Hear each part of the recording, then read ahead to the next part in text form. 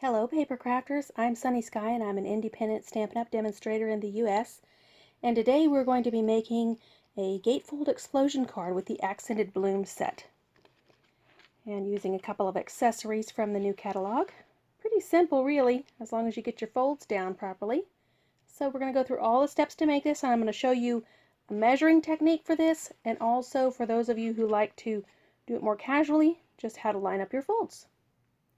So here are the cardstock sizes you need, and you basically need two of everything. Two of these squares, and one is going to be, you're going to stamp on flat and the other as a diamond. With your full card, you're going to have the same size for your liner on the inside, and this you want a thinner paper because if you're going to do the folding. So I've used designer series paper. You don't want to use cardstock. It makes your card too bulky, and I'll show you that. And then a couple of panels just for layers, and a scrap that we're going to punch our little hexagon tag out of. Now this cardstock, this designer series paper, this is the inside of the card. This is the part you're going to fold. You could do it 6 by 12, but I've done it 5.5 by 11, just so you can use it with regular cardstock. So you need to find the center of your cardstock. That's at 5.5 inches. And if you're just going to do just the general fold method, here we go. Just put a little crease. You don't want to crease it all the way down, but just put a little ticky mark up in the top. Just fold just a little bit there, and also in the bottom.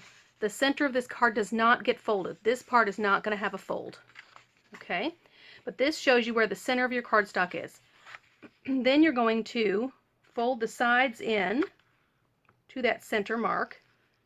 And I'm just going to line it up with my grid just because I like to be a little more precise. And that's going to make your gatefold. Also, whatever's on the inside of your folding, that's the part that is going to show on your card. So this chevron, which is probably making the camera go crazy, you will not see quite as much on that on the finished card. You'll see the circles. Okay, so now I've marked basically because I came from the 1/2 inch. This is halfway out, so this is 1/4 of the way into the card, and this is 1/4 of the way into the card. This is the finished card will have this shape. So, but this is our triangular thing. So you're going to go back to the center there, where that mark is on the center. And you also could do a little pencil mark there. You're going to simply fold down from the top center to line up this bottom side here. And because we're working with what's going to end up being a square card, it works great for these dimensions to get a nice triangular shape. I'm going to take my bone folder and really press on that score line. You're going to do the same on here. This kind of looks like you were making a paper airplane or a little boat. It looks like I may not have gotten all the way to the center on that side, but I could be more precise if I'm measuring. Okay, so now you have 2 triangles on each side. Now you're going to do the reverse. And you may want to flip your cardstock around to go again. Come down to the point that you've marked on the center there. Up to the top, again making the triangle, and I did not do a very good job with that.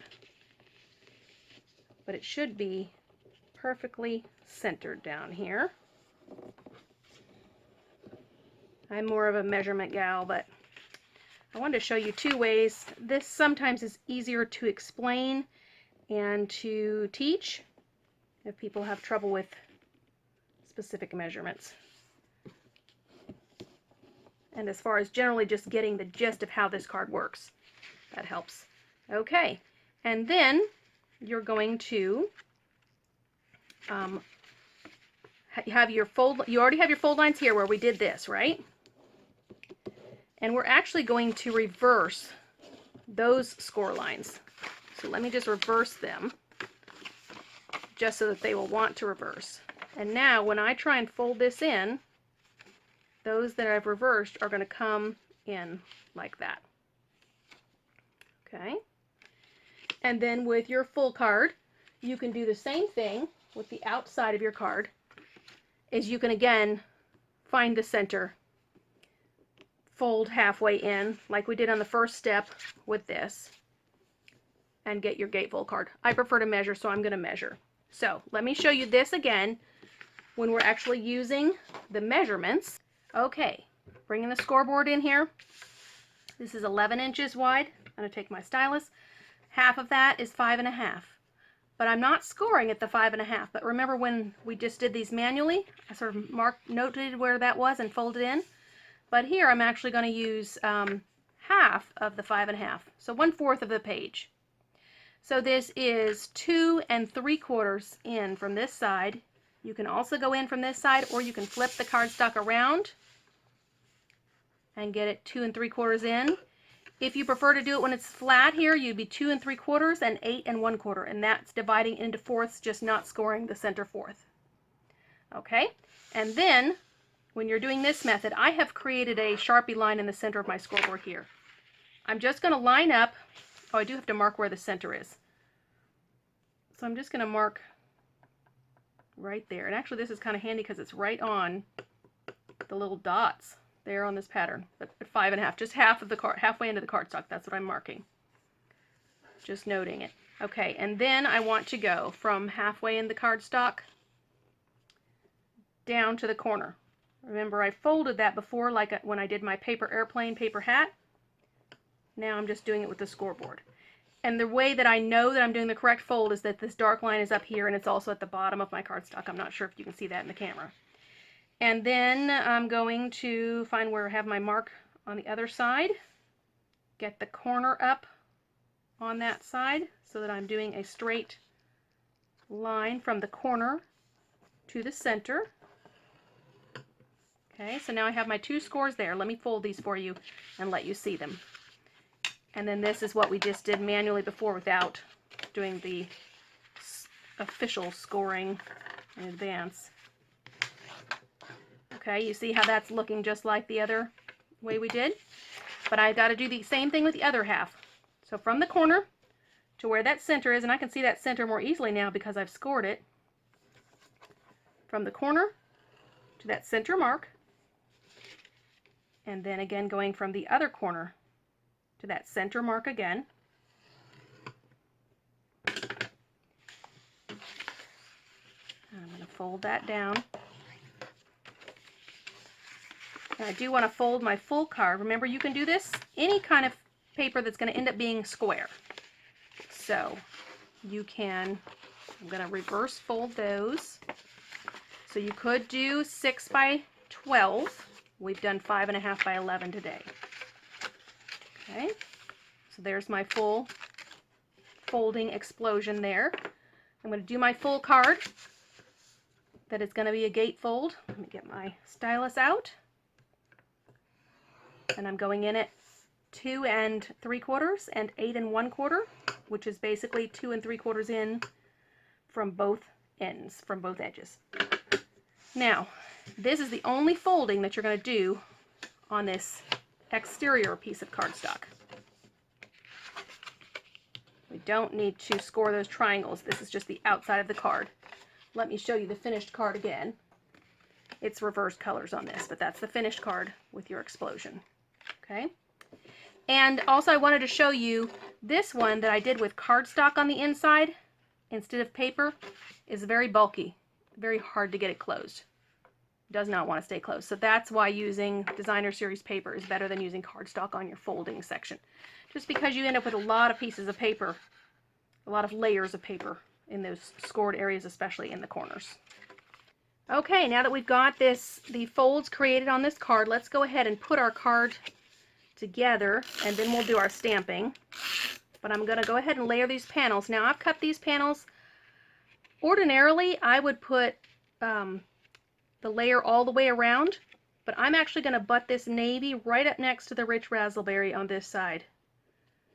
So it creates more of a finished square when I close the card, so you don't see the separation of the layers as much.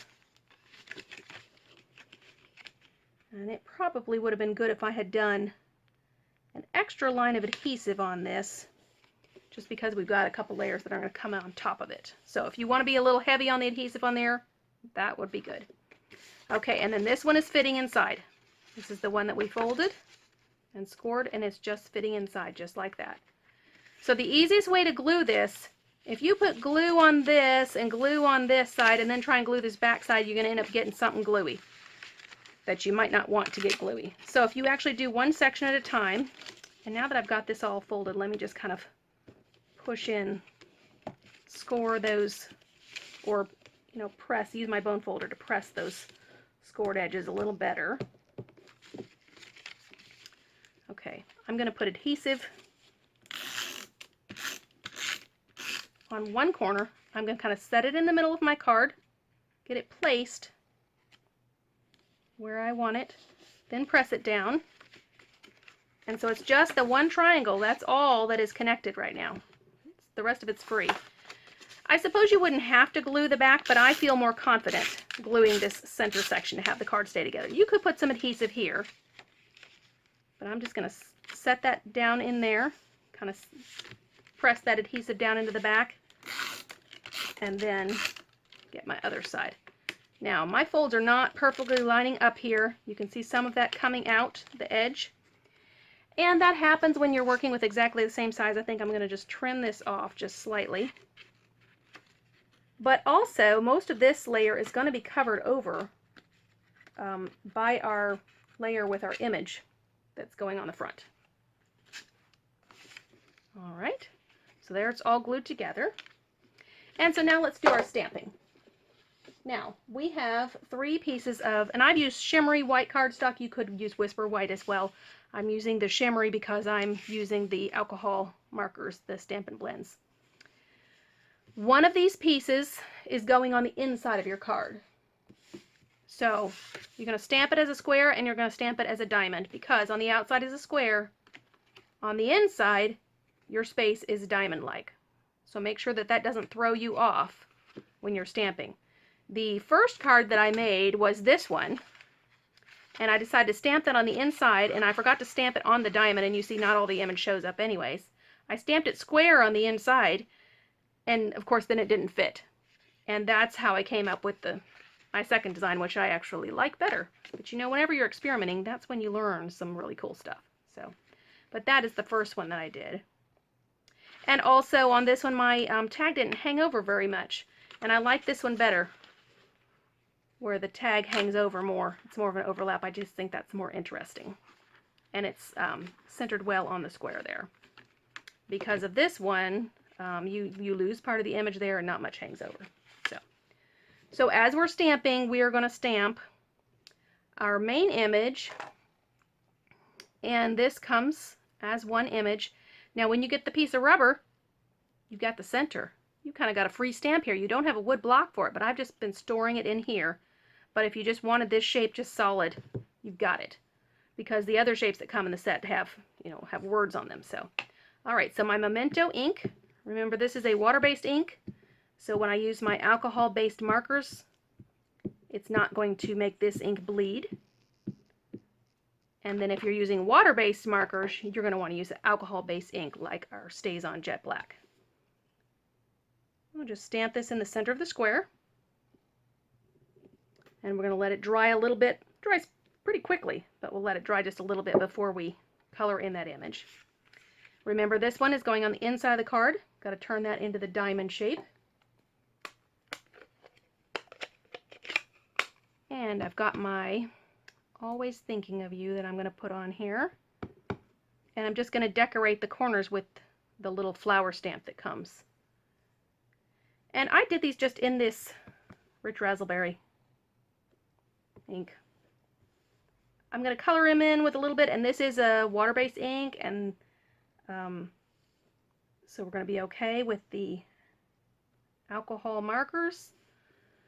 But because this is not a waterproof ink, it still could run a little bit, so we're just going to be gentle with the markers. We're not going to spend a lot of time on them. Oh, I need this for one more thing, and that is on the scrap of cardstock. I'm going to stamp the shaped image here with the hello word. And give that a good press, just because it's a solid image. And I'll go ahead and punch that out with this punch. Okay, I've colored most of these things in, but I wanted to just show you a few things about the coloring.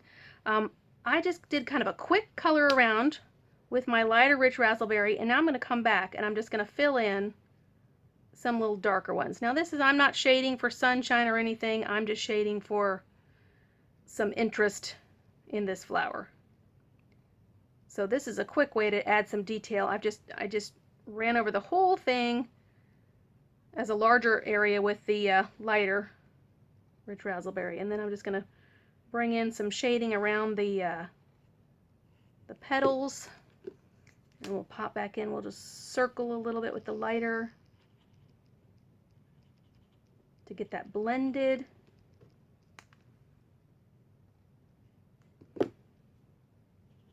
Just on some of those flowers there. That's just a way to get a little bit of quick color. I get impatient coloring for too long sometimes. So there we go. And there are some wonderful demonstrators out there who have really great detailed videos on how to color and bring light and shadow, and I give you some of those tips sometimes, but I'm not the world's best colorer. That's not really my passion. I usually go for quick, bold color. So okay, now we're going to add some of the dark blue. I'm just going to do the, let's see, let me do the darker Night of Navy. I'm going to add some shading here, and then I'll come back in and blend that. And some of those petals that are behind are going to have more of that dark shading in them. That shadows where those top petals hide the sun from those lower ones. Sometimes when you first put on this color, it looks a little scary, but it's not really. It does get darker as you go over it with a few layers, but it lightens up a little bit when it dries. So don't let it scare you off. Okay, we're going to add a little bit of the dark blue over in here on this guy.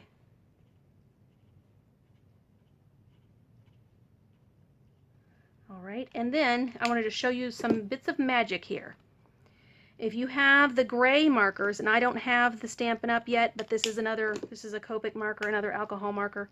If you'll just add some of this very pale gray behind these flowers, you get a little shadow effect. Of course, in the bottoms of the flowers near the front here, that's where the sun would not be shining. And just up the sides just a little bit. It just gives so much more dimension to it. It's a basic technique, but this really adds a lot to it. You can just sort of see it pop and come alive once you add that little bit of shadow there. Now this is on the Shimmery cardstock, but we can still add some more shimmer if you want. We've got our wink of Stella here. You know that's magic on any project.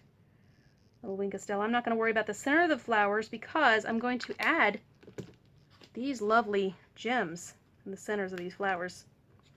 These gems are kind of big and bold. Oh, that one came, the backing came off of it. I'll fix that later. Let me grab another one real quick here. Okay, just put one right there, and then I'm going to use a smaller one on this flower. And I'm going to put one on the inside as well. Just on the flower that's on the top of the... It's going to be bulky with all that folded paper anyway, so I'm just going to add that there. And then you got your little tab on the top, but don't connect this yet because you've got to slice it in half. Okay, we just have to slice this in half. This was a 3-inch square, and I should have thought of that before I put those gems on there, huh? I'm going to have a little trouble. Oh boy. No, and it was not even a 3-inch square, was it? It was 3.5 inches. Oh, I messed up. Okay, well I did that lovely mess up where I cut my cardstock in the wrong spot, put my rhinestones on prematurely. So I've decided that I can actually fix this and do something else with it. So I'm going to take some ribbon here, and this is the ribbon I intended originally to use, but it's too thin to cover up my little mess up there. But I've wrapped it around a couple of times here, and that allows me to cover up those errors that I made. All right, because everything's a chance to improve your card, right? Okay, and so now we're going to, let's see, let me just snip the ends off on my ribbon here.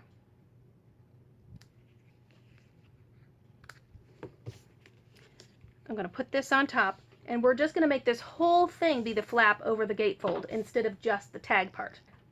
And I'm going to use tear and tape to get this on the front of the card, just because it's going to be a great way to get some strength there. And now this ribbon is going to be on the back side, and it might get a little messed up right in the center of that line. You know what? I've not attached the inside yet. Let's get it to fold like this. I think that'll be better for the ribbon.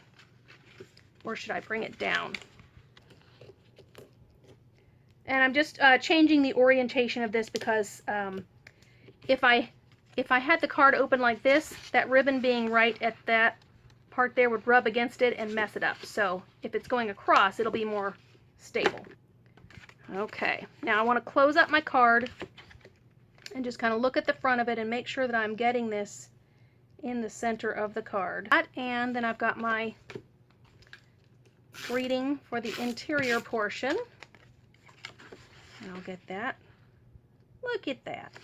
All right, so you get a bonus card this way, don't you? So there's the original one, and I had the ribbon that wrapped around that card to hold it closed. That opens like that, and then now we've got this one that hides the mistake I made going up. So anyway, that's how crafting goes, and that's how we learn more, right? Get a little better at it. So, and those are both way step-ups from the first one that I did. So I hope that you enjoyed that card and the explosion gatefold technique. And remember the S's, shop, share, and subscribe, and have some fun crafting today.